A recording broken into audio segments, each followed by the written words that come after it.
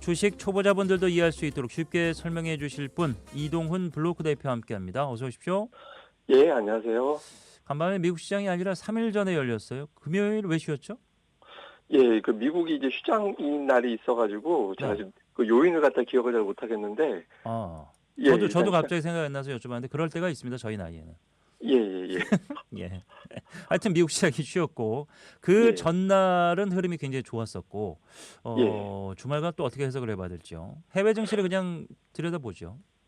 예. 일단 지난주에 좋았던 건 이제 전쟁이 끝날 것 아 같다. 예. 그러니까 이거는 되게 좋았던 점이었고, 다만 이제 불안해하는 거는 어쩌면 미국이 금리를 또 올릴지도 모르겠다, 다시 올릴지도 모르겠다. 이게 이제 걱정이 음. 되는 부분이었거든요. 그래서 글로벌 증시 전체적으로 본다라면 지난주에 좀 평범한, 뭐 많이 오른 나라가 이제 우리나라가 좀 쉽게 올라가서 그렇지 전체적으로는 2% 안쪽으로 등락이 좀 나오는 이제 그런 모습이었습니다. 근데 어쨌든 예. 전쟁이 끝났다라는 점에서 유가가 좀 빠지고 유가 빠지면서 이제 글로벌 증시는 좀 안도하는 그런 모습을 보이긴 했거든요. 근데 앞서 말씀드린 대로 좋은데 이제 금리가 올라가게 되면 좀 조심스러우니까 네. 전체적으로는 뭐 약간 올라가는 정도? 뭐 우리나라하고 일본 정도가 유난하게 올라가서 그렇지 전체적으로는 좀 숨고르게 하는 이제 그런 모습이었습니다.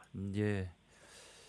주말을 지나면서 제가 이제 항상 그 트럼프에 대한 아쉬움을 토로했었는데 결국에는 그 이 이란과의 전쟁 시작 자체를 어 사실 그 미국보다는 부추긴 사람이 있었다. 이런 얘기가 있었잖아요.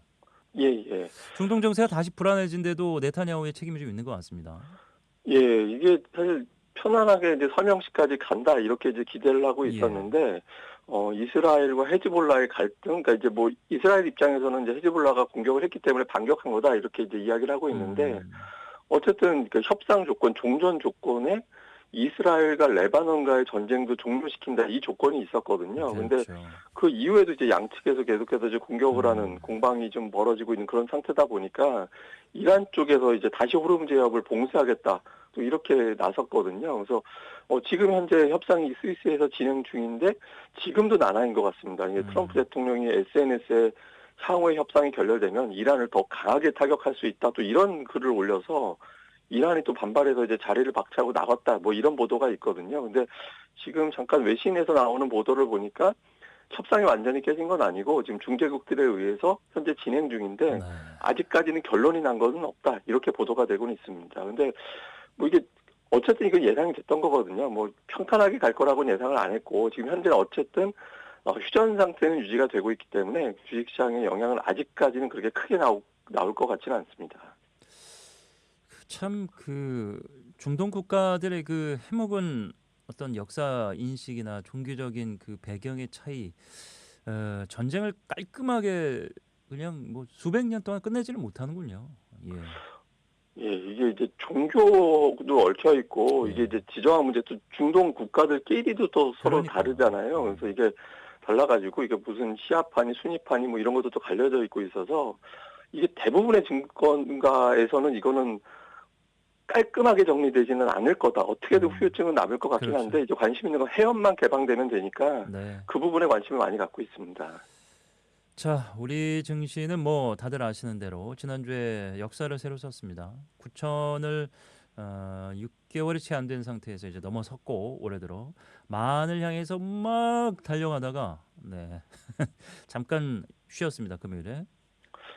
예, 일단 좋았다가 일단 중동 정세가 좀 불안하다라는 점이 있었고요. 그다음에 네. 이제 또 한 가지는 투자자들이 이제 좀 지난주 분위기가 좀 달라진 게 그동안에는 뭐 8천 간다, 9천 간다 그러면은 지수 많이 올라간다 여기에 많이 집중을 했었거든요. 음. 그런데 이제 지난주부터 나오기 시작한 게 삼성전자, SK하이닉스 말고 뭐 오른 게 뭐가 있지 막 이런 식으로 네. 그러니까 투자자들이 보고 있거든요. 그러면 이제 이건 말을 달리 생각해서 보면 두 종목이 너무 가파르게 오른 게 아닌가 또 이런 걱정을 하게 됩니다. 그래서 네. 전체적으로 보면은 뭐 중동 정세가 불확실해졌다 뭐 이런 뉴스들도 있긴 했지만 좀 오른 건 너무 가파르게 올랐고 안 오른 것 같은 경우는 저건 계속 안 올라갈지도 모를 것 같고 이렇게 되다 보니까 음. 투자자들이 이제 만 가는 거에 대해서는 조금 여기서 쉬었다 갈 수도 있겠다 이런 불안함이 좀 있었던 것 같습니다.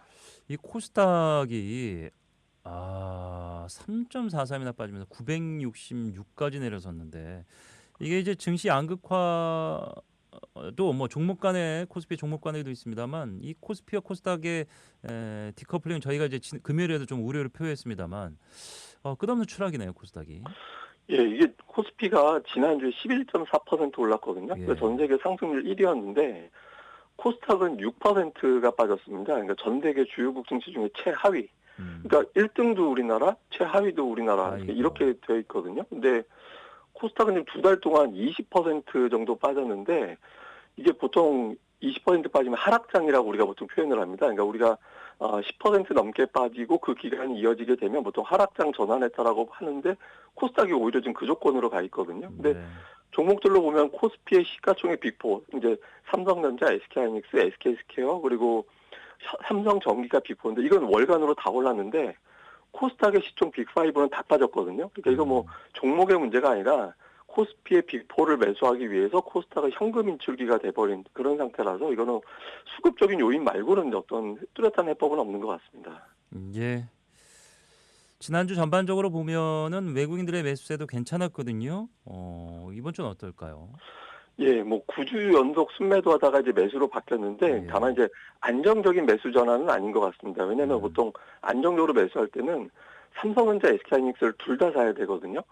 근데 이제 계속 엇갈리면서 이제 매매를 하고 있고 또 자금줄 우리가 보통 이제 지갑에 돈이 계속 채워져야 주식을 꾸준하게 매수할 수 있는데 그 자금줄을 우리가 이머징 시장에 자금이 들어오고 있는지로 가늠을 하는데 이게 예. 아직까지 순이익은 아닙니다. 그래서 매수를 자주 하는 날이 좀 있을 매수하는 날을 자주 볼 것 같다. 이 정도지 완전히 순매수 전환인지 여부는 조금 더 확인이 필요한 것 같습니다. 예.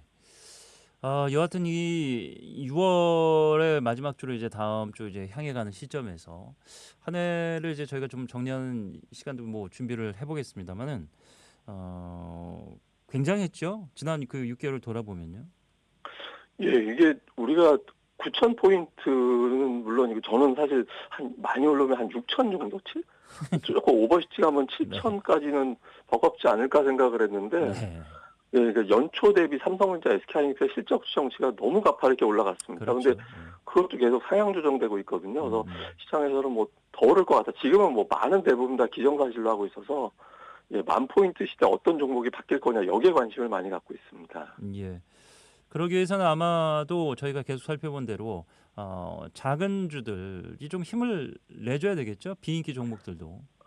예, 지금 코스닥이 우리가 보통 실적 대비 주당 순이익 대비 몇 배 거래되느냐 이거를 보는데 2023년 12월로 돌아갔거든요. 그래서 좀 주식이 좀 싸져 있는 주식들도 많이 있긴 합니다만은 네. 이제 관심이 없어 보여서 그래도 어쨌든 저평가되어 있는 종목군들은 한 번씩은 살펴봐야 되니까 네. 코스닥에 있는 종목들도 좀 체크를 계속 해보시는 것도 중요할 것 같습니다. 자, 뭐 월요일 시장에 대한 두려움이 조금 있는 것도 사실입니다. 지난 주말 뭐 녹록치 않은 국제 정세였기 때문에 이번 주 증시에 영향을 줄 중요한 변수 일정들이 있습니까?